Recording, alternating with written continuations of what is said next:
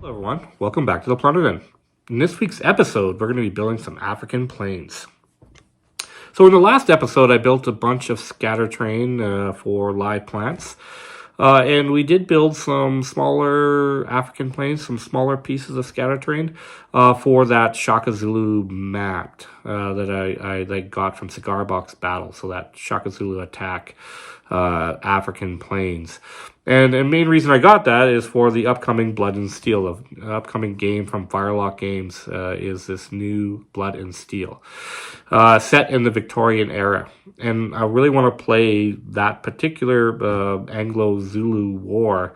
So I got this battle mat from Cigar Box Battle, and then I started building those little scatter bits in the last episode, but I really wanted to flush that out more and have bigger terrain pieces and build an African village and maybe something for the British warriors, like some kind of fortification of some sort.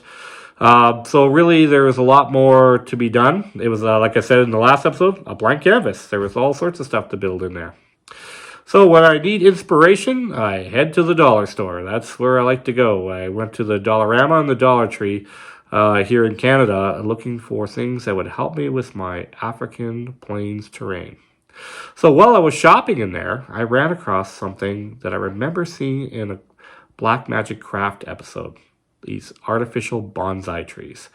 Now, he used it for a fantasy forest in his episode. But I thought, you know what? I bet you those would be perfect for trees on an African plain. When you look at a bonsai tree, it looks a lot like a tree on an African plain. Of course, a bonsai tree is very little, but the shape is perfect for what I need for this terrain piece. So I saw 4 there. You know what? I've never actually seen them there. This is the first time I've ever actually seen these there. So I bought them all. And I figured these 4 would be perfect. You know, just to have a few trees. When you look at African plains, there's just a few trees on the battle mat. And this is the perfect thing for this particular, scatter bits that I need to build. So there's some other things that I discovered in the dollar store that I'm going to use in this project, and we'll kind of go through those as I go through the project. But let's take a look at it. This is the finished product. So you can see we've got some nice tall African, grasses on the plains. We got some wild oats and stuff going on here. And then we got this large tree. And I think it's perfect for safari terrain. Now, of course, I'm going to use this for Blood and Steel, but you can use this for other games. I mean, it can be used as an arid, plains of any sort that you can use for other games. And there's lots of games that are set in the African setting, not just this upcoming Blood and Steel. So this is also a versatile piece of terrain that you can use for all sorts of things. So as I usually make a pathway input. You're probably wondering what all this blood stuff is here. So I wanted to make an element of scariness to it. It added a little bit of a blood stain. Something got killed there. Something got taken away, kind of like a Ghost in the Darkness or something. But anyways, I just kind of wanted you guys to, see what we're building in this week's episode. All right, so that's what we're going to be covering in the painting and crafting tutorial. But before we get down there, I just want to do a quick update about the Summer of Plunder global campaign. Now, when this episode airs, we'll be 2 days into the event. So it starts May 30th to September 5th. So I really, I'll be a little bit behind. The week after, I'll have more updates. Blood and Pigment is going to update every week on their site, I think on Sundays. Don't quote me, but I think it's Sundays. And they'll have kind of a where the factions are, how many points everybody has. They'll kind of post pictures of some of the battles that happened. There's all sorts of cool stuff, kind of a coverage of the week that just was. And so, of course, this is the first week we're in, so there's not really any much information. Anything that I can tell you is that their entry forms are up and running. They're up on their page.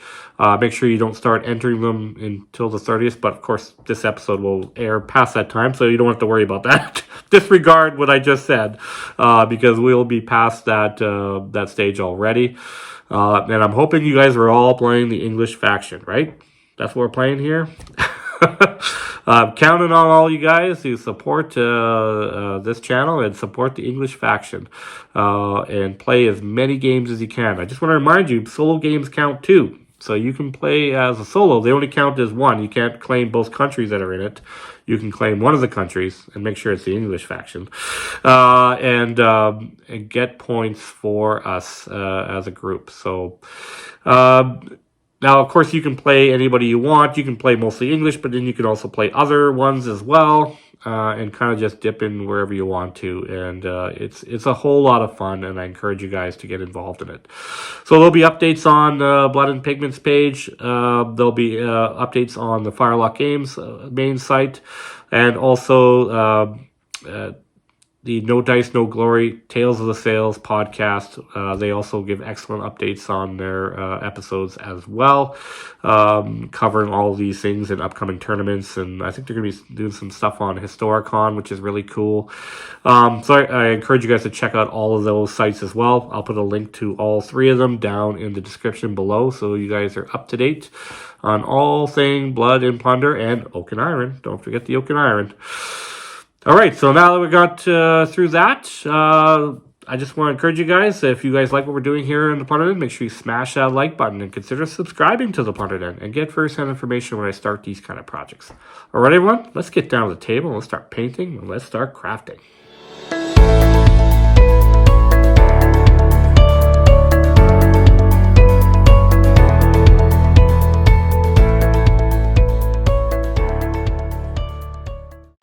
Okay, I started as I usually do with some dollar store foam board that I'm going to be building my terrain piece on.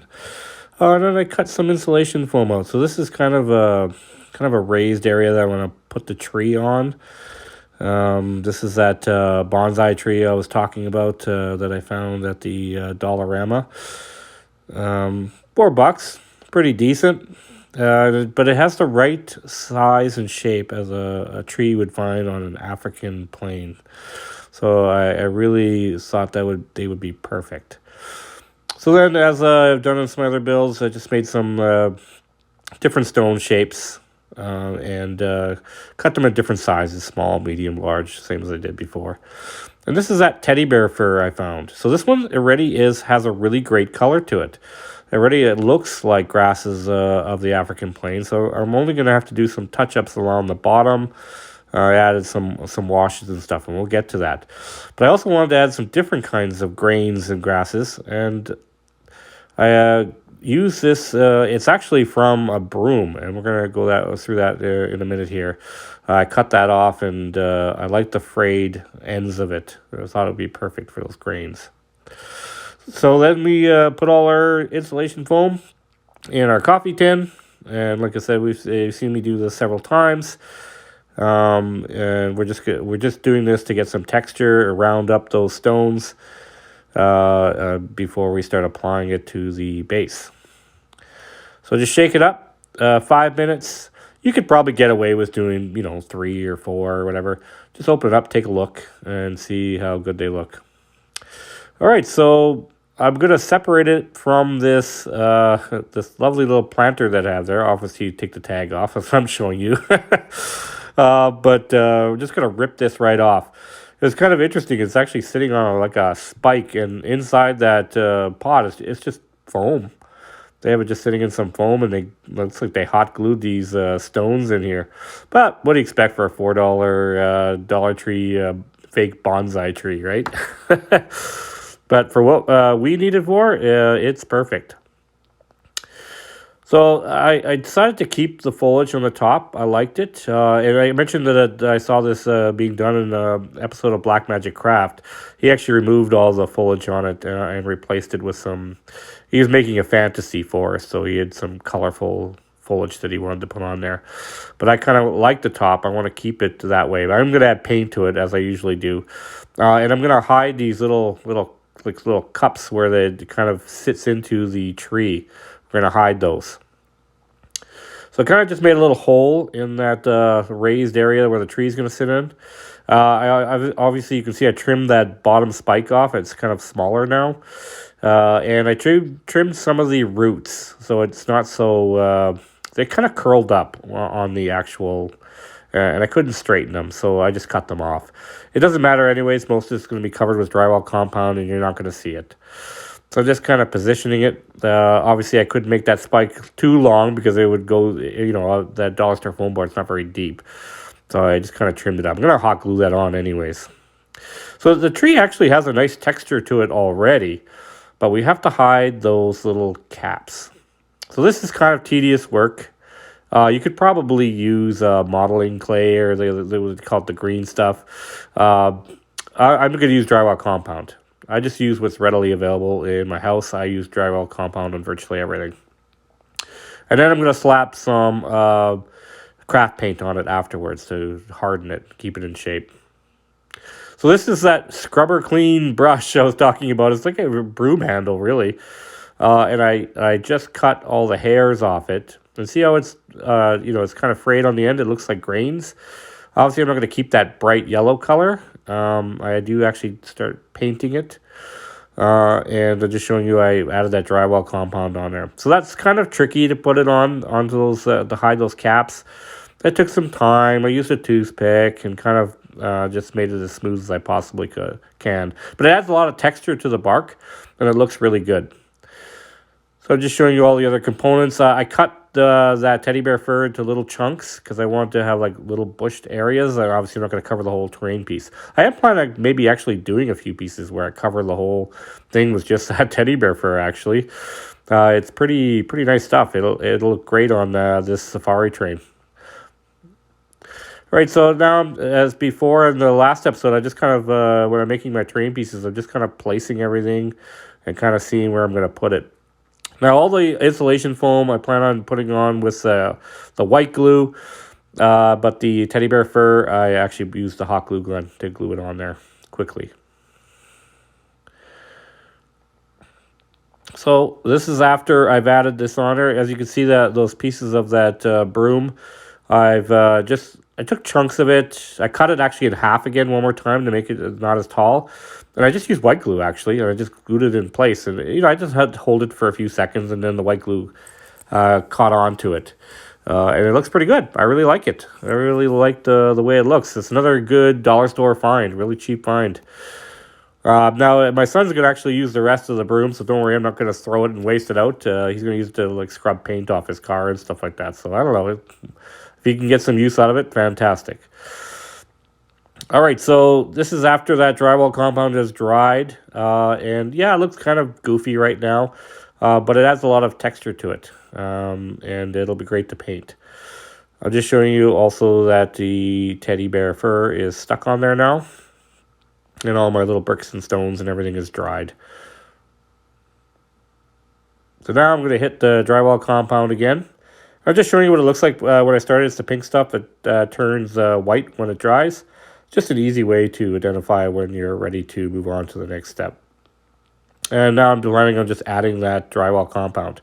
Now the only place I'm not going to quite hit is right where the tree's going to go into. I'm going to do that part separately and last. But I wanted to get started with the other drywall compound. So you can see I put it on there, but I didn't cover everything fully. And, it was kind of tricky getting around that teddy bear fur. I got some of it in the fur, and, try your best to get it around there. And I'm just showing you I'm going to use that black paint because I have to counteract the warping. So now that I've added that drywall compound, it's going to start bending. You can see I painted the tree and covered all that drywall compound. And it's ready to add the other colors to it. So the real brown, the bark brown, and the Pablo. I'm going to cover that trunk of the tree and all the branches. Then I'm going to move to the colors I've been using on the foliage: Angel Green, Commando Green, and Jungle Green. So just the three-tone green. I'm going to add it to the foliage on the top just to add some variations in the colors, just to make it a little more interesting and more realistic, and get rid of some of that shiny plastic look to it. All right, so this is after I've added all the black craft paint on there, and you can see I still got that little area. You can where I got drywall compound. That's just where the roots are sitting. I'm going to let that dry shortly, and then I'm just going to cover it with black paint, and we'll be all done. You can see I've added some brighter colors to the leaves, and I just showing you the hot glue gun because I actually glued that tree down with a hot glue gun, just so I could get it down there faster. All right, I put quite a generous amount. You're going to cover it all with drywall compound anyway, so you're not going to see it. So this is after that's dried. I've added the black paint, and it's dried. And everything is done now. We got it all covered and ready to go. Moving on to the other paint base colors. So real brown, bark brown, and Pueblo. My standard undertones. We're going to cover all this ground area with that. I've already done the trunk of the tree, but there's some areas where I smooshed up some of that drywall compound, so I'm going to have to paint it again. Now, I didn't mention, but I did add a little camel to that, just a highlight on that tree as well. That's why it's got that kind of lighter tan color. All right, so this is after I've added all those on there. You can see I started pushing paint up into the bottom of the teddy bear fur, and also where the from the broom, those broom hairs. Now I'm going to move to the camel, desert yellow, skeleton bone, necrotic flesh, mummy robe, and the contrast skeleton horde. So I'm planning on doing all the stones. Now, as far as the skeleton horde, I do add it to the stones, but I also add it to the base of all the teddy bear fur. I'm trying to make it darker on the bottom, so it kind of transitions from dark to light. It gives it a more natural look, as opposed to just looking like teddy bear fur. So that's right. Well, I'm just showing you again. I'm pointing that out, that I went to add that in there. Again, I hit all that hairs from that broom as well, just to make that a darker kind of look to it. So this is after I've kind of added all those colors. I've added all the stone colors to the stone and that skeleton horde contrast paint. So we're getting closer to what we need to get done here. And now we're going to move on to some other paints. So matte black. This just kind of adds some aging to things. Commando green, I'm going to add a little bit to the rocks, so a little bit of foliage, and this Agrax earth shade. I'm going to hit the bottom of that teddy bear fur again, so I'm going to darken even further. I'm going to go around the edges of that. I really want to transition from dark to light on that grass to really give it that safari African look, the African plains look to it. Otherwise, it'll look just like teddy bear fur. You have to add some paint to it. All right, so then I started to use steppe grass. So I didn't want to make it all like sand and stuff. So I'm going to use a little bit, but I'm actually going to use a mixture of the sand and those brown stones that I use in a lot of my terrain pieces. And same as the last video, I'm going to put some of that grass just around the edges of everything first, and then I'll put the stones in the center. Of course, white tacky glue. I just buttered up the whole thing with white tacky glue. So you can see that the grasses are closer to the edges. Add a little bit more around that tree base. So there's a little bit of foliage growing down there. Remember, these are the African plains, so it's not super green. A little bit of green, but not a whole lot.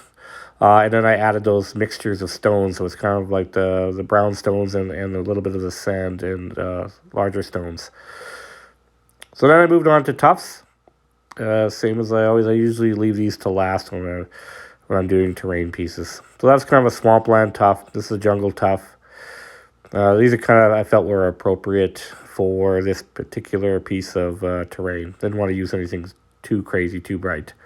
So then a last minute decision, I decided to add, I had this kind of feeling while I was building this that I was in the movie Ghost in the Darkness, where they're hunting down that man-eating lion. And I remember there's a few scenes where they come up on something that's in the plains here, and it had blood splatter on these tall grasses.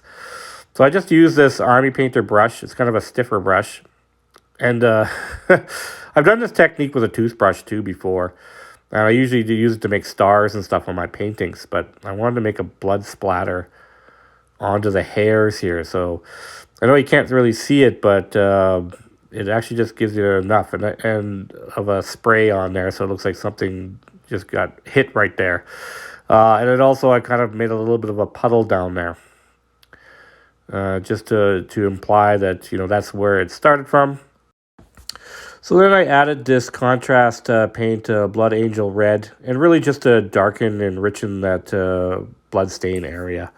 And I really just wanted to, a last minute decision, just felt that these tall grasses, needed something like that. Maybe a cheetah or some wild cat attacked somebody there, and that's the remnants of it. Just adds a little mystery or mystique to that piece of terrain, I think. Anyways, that's my opinion. I just really like the way it looked. So we got a little bit of farmstead here on the safari. I got very few terrain pieces for this battle mat, but I am building it. So this is, I kind of want to build like 3 or 4 of these different configurations similar to this to kind of fill out the battle mat. There will be good points of interest when we're playing the game.